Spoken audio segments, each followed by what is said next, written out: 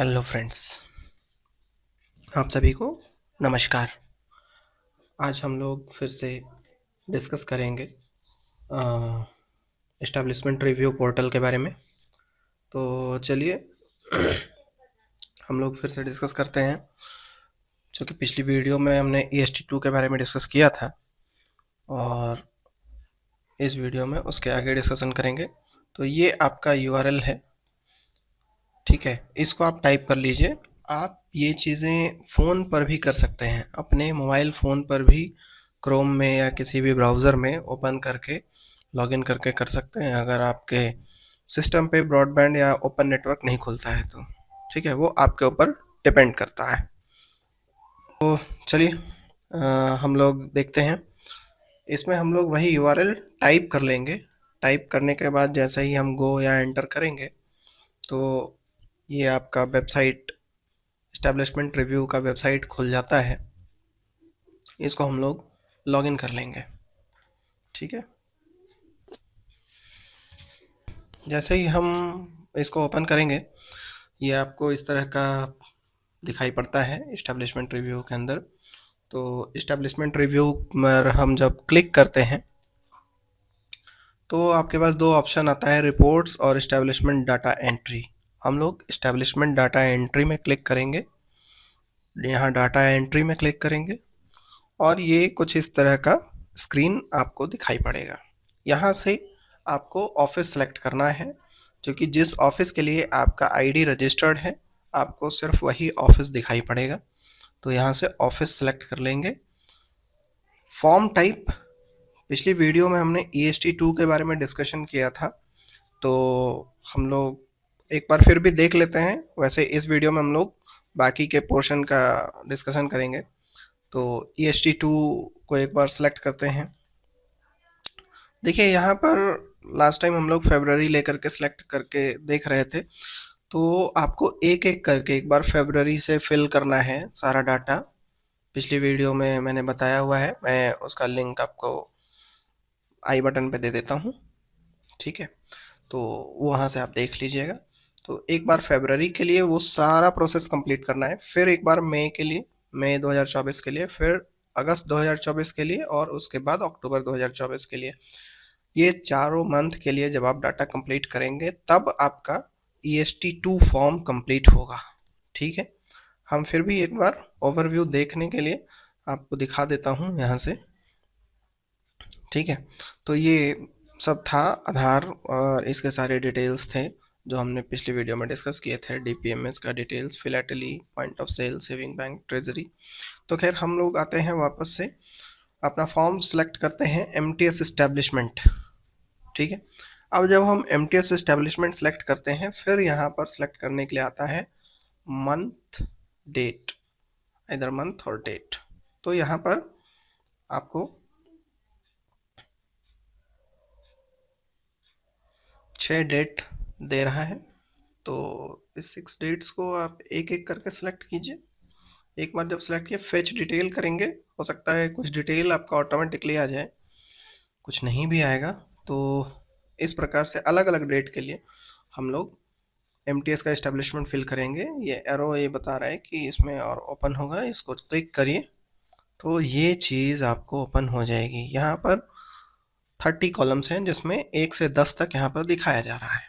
तो देखिए, number of exchange of mail including loose parcel. देखिए इसमें क्या है कि मेल बैग हम एक्सचेंज करते हैं MMS की गाड़ियों से, या जिस भी प्रकार से आपके ऑफिस में मेल आता होगा, तो मेल बैग हम लोग एक्सचेंज करते हैं। एक्सचेंज करने का मतलब कोई पर्टिकुलर टाइम होता है जिसमें हम लोग मेल रिसीव करते हैं और कोई पर्टिकुलर टाइम होता है जिसमें हम लोग मेल देते हैं। मतलब हमारे ऑफिस से मेल जाता है, जो भी हमने बुकिंग वगैरह की होती है, अकाउंट बैग होता है, वो सारा कुछ, तो उसी को कहते हैं नंबर ऑफ एक्सचेंज। कितने बार आपने एक्सचेंज किया मेल को, ठीक है, वो बताइए। एक बार सुबह में डाक आता होगा और शाम में डाक जाता होगा, यही दो ऑप्शन होते हैं नॉर्मली। तो ये उस डेट का है, ठीक है। तो कंफ्यूज मत होना, पूरे मंथ का नहीं भरना है, किसी एक डेट का है। Number of list ETC stitched and stamped SO। तो देखिए जो लिस्ट हम बैग के साथ लगाते हैं, 4 बैग 5 बैग हो गए, तो उसके साथ लिस्ट भी तो लगाते हैं ना, मेल लिस्ट जिसको कहते हैं, कि उसमें कितने बैग्स हैं, उसका लिस्ट स्टिच करते हैं। तो वो उसके बारे में पूछा जा रहा है। Number of stamps and seals, stamp भी लगाते हैं, जो भी डॉक्यूमेंट होता है उस पर स्टैम्प लगाते हैं, बैग लेवल पर स्टैम्प लगता है। फिर सील्स भी लगता है, उसको हम लोग सील करते हैं। ठीक है, कहीं वो प्लास्टिक के सील्स होते हैं, प्लास्टिक मटेरियल के, कहीं वो लाख से सील किया जाता है, उसमें सील स्टैम्प भी लगता है।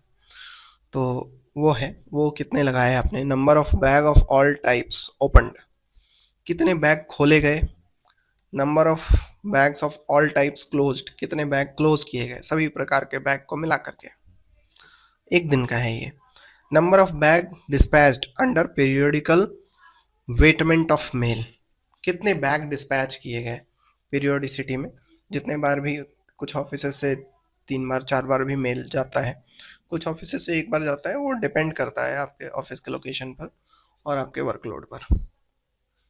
Number of registered bundle sealed, registered bundle अगर कुछ सील किया गया है आपके ऑफिस के द्वारा तो वो। Number of unregistered article posted stamped by hand, ठीक है, नंबर ऑफ अनरजिस्टर्ड आर्टिकल ऐसे जो पोस्ट किए गए, स्टैम्प किए गए हाथों से। ठीक है। Number of voucher etc stitched and stamped, जितने भी वाउचर वगैरह जो हमारे ऑफिस में जो भी डेली काम होता है, उन वाउचर को स्टैम्प किया जाता है, उसको सील किया जाता है, स्टिच किया जाता है, तभी भेजते हैं ना। तो वो नंबर ऑफ वाउचर उस दिन का। Number of list etc stitched and stamped HO, stamp करके एचओ को भेजा गया, तो वो कितने लिस्ट वगैरह स्टिच किए गए वो। तो ये 10 कॉलम भरने के बाद जब आप यहाँ पर इस पर क्लिक करेंगे तब ये नेक्स्ट में जाएगा। और फिर से अच्छा एक चीज़ और कि एमटीएस इस्टेब्लिशमेंट का मतलब ये नहीं कि जब आपके ऑफिस में एमटीएस है तो ही भरना है। आपके ऑफिस में एमटीएस हो सकता है कि एमटीएस का पोस्ट हो सकता है कि एमटीएस का पोस्ट ना हो, जीडीएस पैकर का पोस्ट हो, तो उसके लिए भी यही चीज़ है, भरना यही पड़ेगा। ठीक है, उसके लिए कोई अलग टैब नहीं है, एमटीएस इस्टेब्लिशमेंट ही है। Number of articles prepared with cash stamped, cash की स्टैंपिंग कितने आर्टिकल्स में की गई है। अनपेड आर्टिकल में कितने अनपेड आर्टिकल में स्टैंपिंग की गई। Number of street letter box cleared, जो आपके ऑफिस में नहीं है, ऑफिस के बाद कहीं और लगा हुआ है, स्ट्रीट लेटर बॉक्स कहते हैं उसको, तो वो कितने लेटर बॉक्स लगे हैं जो क्लियर किए हैं आपने। ठीक है। Number of office letter box cleared, office में जो लेटर बॉक्स लगा हुआ है उसको, उसका क्लियरेंस कितना लेटर बॉक्स क्लियर किया गया। एक दिन का है तो एक ही हो सकता है, मतलब दिन में 2 बार आप कर सकते हैं और क्या। Number of registered bag bundle parcel transferred from branch to another, ठीक है, तो जितने भी रजिस्टर्ड बैग हैं या बंडल हैं, पार्सल हैं, वो जो ट्रांसफ़र किया गया वो। Number of days for which cash bag deposited withdrawn from police station, कुछ ऑफिसेज ऐसे भी हैं जहाँ पर कैश बैग या कैश बॉक्स को पुलिस स्टेशन में रखा जाता है, तो कितने बार आप वहाँ डिपॉजिट करने गए या कितने बार वहाँ से लाएं। तो दिन में 1 बार डिपॉजिट करेंगे, 1 बार वहाँ से लेकर आएंगे सुबह में, और शाम में जाकर डिपॉजिट कर देंगे, यही तो होगा। Number of binders held for transfer of binders, कुछ बाइंडर्स होते हैं बाइंडिंग करके जो हम लोग कुछ भी ट्रांसफ़र करते हैं, तो उसके लिए है। ठीक है। Number of unregistered article received for delivery, unregistered article कितने आए डिलीवरी के लिए, उन सभी को स्टैम्प किया गया। ठीक है, स्टैम्प किया गया मतलब सभी में मुहर लगाई गई, और यहाँ स्टैम्प कैंसल्ड। ठीक है, तो पीछे जो डाक टिकट लगी हुई होती है उसको हम लोग कैंसिल करते हैं, उस पर स्टैंपिंग करके कैंसिल करते हैं। एक स्टैम्प तो हम लगाते हैं इसके लिए कि ये पता चले कि वो आर्टिकल कब आया या कब डिलीवर हुआ। दूसरा स्टैम्प हम उन डाक टिकटों पर लगाते हैं ताकि उन डाक टिकटों का दोबारा इस्तेमाल ना हो सके, तो उसको हम लोग स्टैम्प कैंसलेशन कहते हैं। ठीक है, तो आपको इन सभी चीज़ों के बारे में पता ही है, लेकिन फिर भी मैं बता दे रहा हूँ, वो चीज़ आप काउंट करके इसमें लिख दीजिएगा। ठीक है, ये सारे एडिटेबल हैं, सब में फिगर्स डाले जा सकते हैं। Number of unregistered article posted stamped by stamp cancellation machine, कई जगहों पर स्टैम्प कैंसिलेशन मशीन होती है जिसमें हम डाल करके स्टैम्प्स को कैंसिल करते हैं। तो वो डिपेंड करता है ऑफिस टू ऑफिस। तो यहाँ तक 20 कॉलम हुए, 10 कॉलम और हैं। कुछ कुछ वैल्यू खुद से आया है तो इसको चेंज नहीं करना है, उसको रहने दीजिए। Distance transversed for conveyance of mail, clearance of street L B. ठीक है, स्ट्रीट लेटर बॉक्स को क्लियरेंस करने के लिए या मेल लाने के लिए कितना डिस्टेंस ट्रेवल किया गया आपके एमटीएस के द्वारा, वो डालना है। Distance transversed for conveyance of mail clearing street. Number of unregistered article received for delivery stamped by hand. जितने अनरजिस्टर्ड आर्टिकल मिले डिलीवरी के लिए उन सभी को स्टैंपिंग की गई हाथों से। नंबर ऑफ बंडल टाइड, कितने बंडल बांधे गए। Number of registered booked including VP letter, VP वगैरह मिला करके कितने रजिस्टर्ड लेटर बुक किए गए वो। Number of EMO issued, money order कितने इशू किए गए। नंबर ऑफ एमओ पेड, ये ऑटोमेटिक आ जाएगा, शायद आपके ऑफिस में नहीं है इसलिए नहीं आया है, हो सकता है। Number of registered speed post letter including VP letter received for delivery, delivery के लिए कितने स्पीड पोस्ट या रजिस्टर्ड लेटर आए वीपी वगैरह को मिला करके। Number of registered parcel booked including VP parcel, कितने पार्सल बुक हुए आपके ऑफिस से। Number of registered parcel including VP received for delivery, parcel कितने डिलीवरी के लिए आए वीपी को मिला करके। तो ये डिटेल्स हैं। डिटेल्स ख़त्म हो गया, नेक्स्ट पेज का ऑप्शन नहीं है, तो यहाँ से आप सबमिट कर देंगे। क्योंकि मैंने इसमें कुछ भी नहीं भरा है इसलिए मैं सबमिट नहीं कर रहा हूँ। ठीक है, तो ये था इस्टेब्लिशमेंट वाला पोर्शन। अब हम लोग आते हैं एमटीएस इस्टेब्लिशमेंट का, ये पोर्शन ख़त्म हो गया। ठीक है, यही सारा डिटेल भरना है। होप कि आपको समझ में आ गया होगा। चलिए नेक्स्ट ऑप्शन में जाते हैं, डिलीवरी इस्टेब्लिशमेंट में। तो डिलीवरी इस्टेब्लिशमेंट में जैसे ही आप आएंगे ये थोड़ा सा बदल जाएगा। यहाँ पर बीट नंबर होगा, हो सकता है आपके पास पोस्टमैन एक से ज़्यादा हो, क्योंकि इस ऑफिस में जिसका मैंने आईडी ओपन किया है इसमें एक ही पोस्टमैन है। तो उस हिसाब से आपके अगर 5 पोस्टमैन 10 पोस्टमैन हैं तो एक एक करके सभी का डाटा भरना होगा। ठीक है, तो यहाँ पर चूँकि एक ही है तो एक पोस्टमैन को सिलेक्ट कर लिया हमने, बीट पोस्टमैन 1।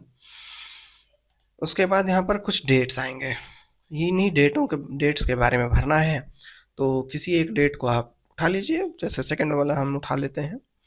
ठीक है, फेस डिटेल करेंगे, कुछ डिटेल्स इसके भी ऑटोमेटिक आ जाएंगे। हो सकता है कि परमानेंट पोस्टमैन की सीट आपके यहाँ ना हो सकता है कि मेल डिलीवरर हो, जीडीएस डिलीवरी स्टाफ हो, तो भी आपको ये चीज़ें भरनी हैं। ठीक है, क्योंकि डिलीवरी तो आपके ऑफिस से हो रहा है। तो डिलीवरी इस्टेब्लिशमेंट में आते हैं। यहाँ पर देखिए बहुत इंपॉर्टेंट हो जाता है, 23 कॉलम्स हैं, ज़्यादा है भी नहीं। अनपेड आर्टिकल्स, ठीक है, कितना डिलीवरी हुआ अनपेड आर्टिकल्स का उस दिन। डिस्टेंस ट्रांसवर्स्ड कंजेस्टेड ऑन फूड, ठीक है, पैदल कितने चले।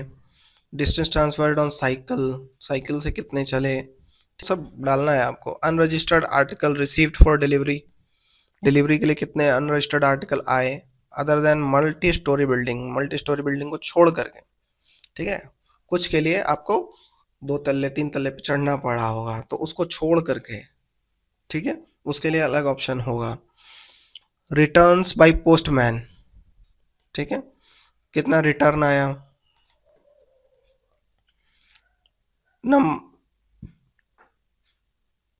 Number of speed post article, person specific speed post article, किसी पर्सन का नाम हो, पासपोर्ट, आधार, इस टाइप का आता है ना। बैंक के कुछ लेटर्स आते हैं, चेक बुक आता है, एटीएम आता है, तो वो सब पर्सन स्पेसिफिक होता है। ठीक है, डिस्टेंस ट्रैवल्ड इन हिली माउंटेनियस टेरेन ऑन फुट, पैदल माउंटेनियस जगहों में, पहाड़ी जगहों में कितना डिस्टेंस ट्रैवल किया गया। ठीक है, और उसी प्रकार के जगहों में कितना साइकिल से डिस्टेंस ट्रैवल किया गया वो डालना है। तो वो तो आपके ऑफिस के लोकेशन के ऊपर डिपेंड करता है कि आपका ऑफिस माउंटेनियस रीजन में है या प्लेन रीजन में है, वो उस हिसाब से आप डाल सकते हैं। ठीक है, तो नेक्स्ट पेज पर आते हैं। 11 से 20 यहाँ पर दिखाई पड़ रहा है। Number of bulk addressee who received 7 और मोर अनरजिस्टर्ड मेल। कुछ बल्क एड्रेसी भी होते हैं, कुछ कंपनी के नाम से रजिस्टर्ड होते हैं, वहाँ पर बहुत सारे मेल्स आते रहते हैं, तो जिनका 7 से ज़्यादा मेल आया होगा उनके बारे में बताना है कि कितने एड्रेसी ऐसे थे उस दिन, जो डेट हमने सेलेक्ट किया है उस दिन। ठीक है, डेट हमने सेलेक्ट किया हुआ था 14/5/2024, तो उस दिन कितने ऐसे बल्क एड्रेसी थे जिनको 7 से ज़्यादा आर्टिकल्स डिलीवर करने थे। Delivery of accountable article in multi storey building.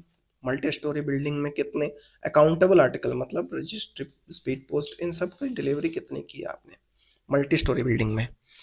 ठीक है, unregistered article for delivery other than multi storey building, multi storey building को छोड़ करके अनरजिस्टर्ड आर्टिकल कितनी डिलीवरी की गई, मतलब सॉरी रिसीव हुआ, कितना रिसीव हुआ डिलीवरी करने के लिए। Delivery of unregistered mail in multi storey building, कितना unregistered mail multi storey building में डिलीवर हुआ। ठीक है, number of speed post article received for delivery, delivery के लिए कितने स्पीड पोस्ट आर्टिकल आए, ये ऑटोमेटिक फिगर आया है, ये MIS सर्वर से ऑटोमेटिक आ गया है, इसमें कुछ चेंज नहीं करेंगे आप। Registered and parcel mail issued under special list, कुछ ऐसे पार्सल्स भी आते हैं जिसको स्पेशल लिस्ट इशू करना होता है, तो उस प्रकार का अगर उस पार्टिकुलर डे में हुआ है तो आप डिलीवरी स्लिप निकाल लेंगे तो आपको पता चल जाएगा। VPCOD आर्टिकल डिलीवर्ड, कितने VPCOD आर्टिकल डिलीवर हुए, कितने रिटर्न हुए, हो सकता है डिलीवर नहीं हुआ, रिटर्न तो होगा, आया होगा तो। एमओपेड हुआ क्या, मनी ऑर्डर रिटर्न हुआ क्या, तो उसका डिटेल आपको डालना है, कितने मनी ऑर्डर रिटर्न हुए, 5 मनी ऑर्डर रिटर्न हो गए तो 5 यहाँ पर डाल देंगे, फिलहाल मैं नहीं डाल रहा हूँ। 3 कॉलम और होंगे, नेक्स्ट करते हैं। देखिए, registered and parcel mail including insured and VP।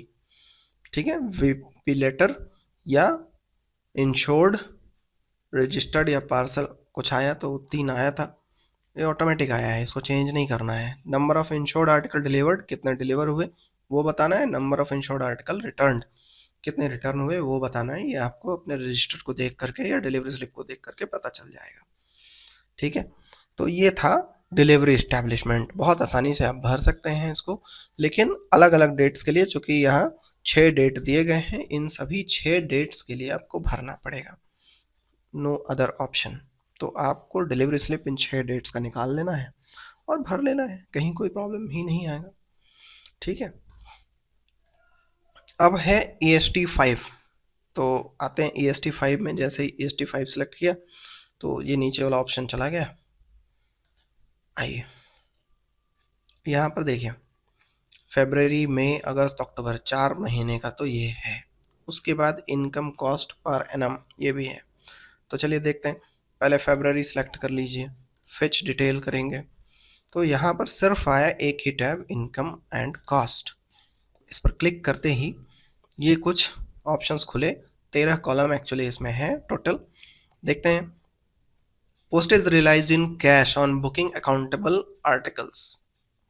ठीक है, अर्बन एरिया है, अकाउंटेबल आर्टिकल्स के लिए कितना पोस्टेज स्टैंप लगाया गया था।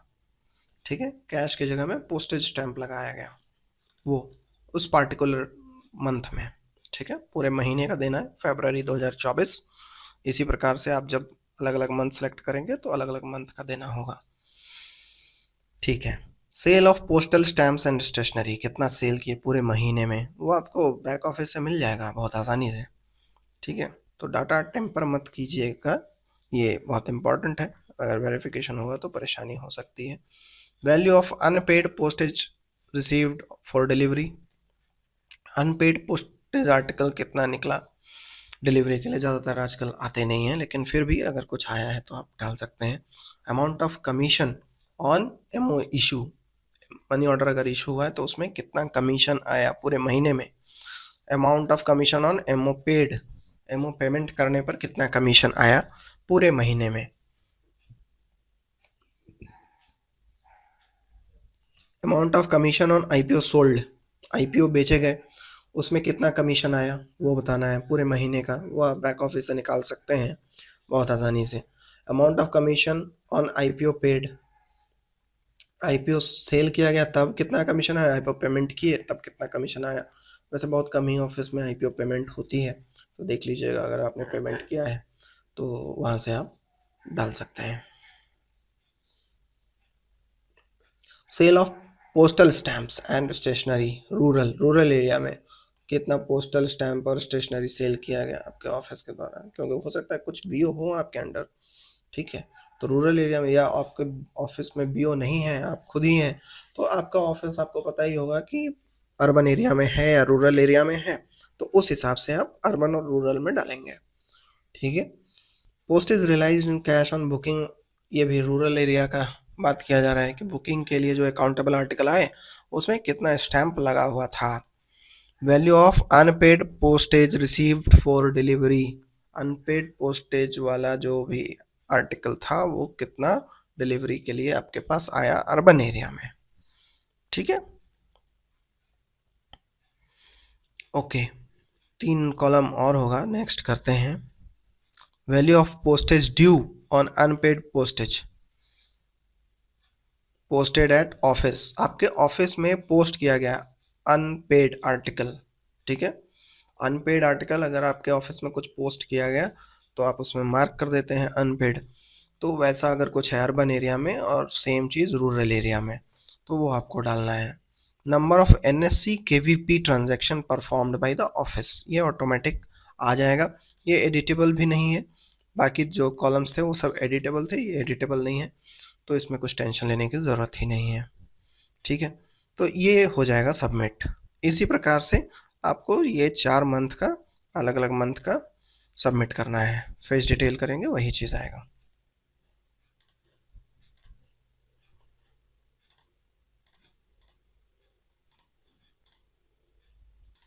मई के लिए खोल रहे हैं तो इनकम कॉस्ट वही चीज़ आएगा जो अभी अभी हम लोगों ने डिस्कस किया है, ठीक है। कहीं कोई प्रॉब्लम ही नहीं है, वही थी, है ना। इसमें 186 ट्रांजैक्शन हुए, तो अच्छा है, ये तो कोई दिक्कत नहीं है। परंतु इसी EST5 में एक कॉलम है आपका income and cost per annum, ध्यान रखिएगा ये साल भर का है, पर एनम। इसको अगर हम फेच करते हैं, fetch detail income and cost आया। अब यहाँ पर आपको कुछ चीज़ें डालनी पड़ेंगी, ठीक है। पर एनम पूरे साल का है ये, ठीक है, पूरे साल का है, मतलब 2024, या आप कह सकते हैं हाँ द ईयर 2024। बोनस पेड, तो आपके यहाँ जितने स्टाफ हैं, बोनस तो फिक्स्ड अमाउंट सबको मिलता है हमारे डिपार्टमेंट में, तो जितने भी स्टाफ हैं उनको कितना बोनस मिला, एक का बोनस से मल्टीप्लाई कर देंगे तो बहुत आसानी से आ जाएगा। Establishment charges of the office, office है तो ऑफिस का कुछ रेंट वगैरह लगता होगा, अगर डिपार्टमेंटल ऑफिस नहीं है तो, ठीक है। तो वो चार्ज जो साल भर का है वो हम डालेंगे, मंथ को 12 से मल्टीप्लाई कर लीजिए, ठीक है। फिक्स्ड हाउस रेंट नहीं है, अच्छा, in case of EDBO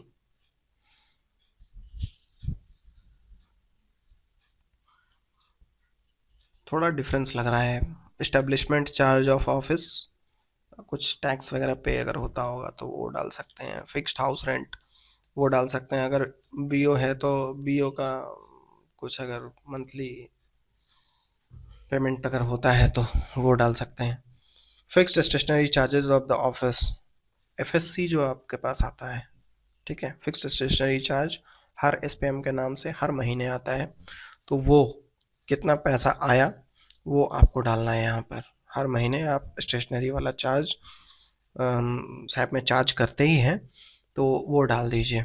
number of active account in respect of ways payment under MNREGA, तो चूंकि यहाँ पर इस ऑफिस में नहीं है इसलिए 0, ये ऑटोमेटिक आ जाएगा, ये तीनों पोर्शन, इसमें कुछ करने की ज़रूरत नहीं है।